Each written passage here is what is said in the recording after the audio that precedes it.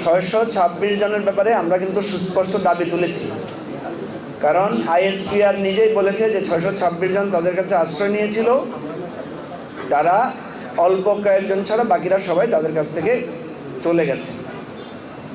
পরবর্তীতে আমরা দেখেছি বিভিন্ন জায়গায় অনেকেই গ্রেফতার হয়েছেন।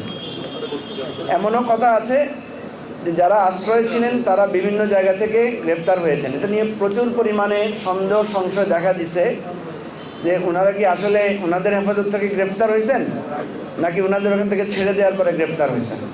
এই জায়গাটা নিয়ে একটা অস্বচ্ছতা আছে। বাজারে অনেক গুজব, নানা ডালপালা গল্প এগুলো প্রচলিত আছে।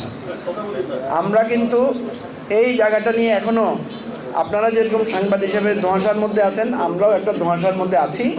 ওয়ালটনের পণ্য কিনে জিতে নিতে পারেন নগদ 20 লক্ষ টাকা। Double million offer, Walton fridge কিনে পেতে পারেন 20 লক্ষ টাকা। রয়েছে কোটি কোটি টাকার নিশ্চিত উপহার।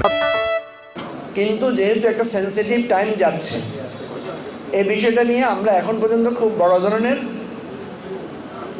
কেওয়াজ যাতে না হয় এটা আমরা সতর্কতার সাথে ফেস করছি।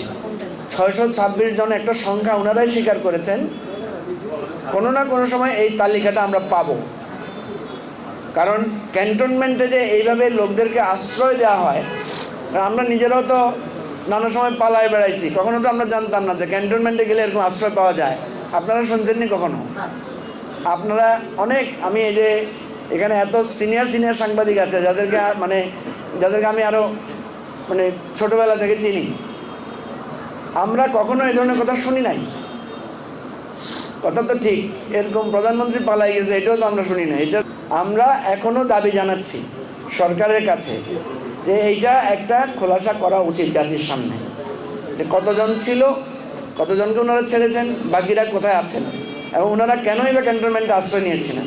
কোনো না কোনো সময়ে এটা ইনশাল্লাহ জাতির সামনে এটা যাতে আসে, এই জন্য আমরা ভূমিকা রাখবো।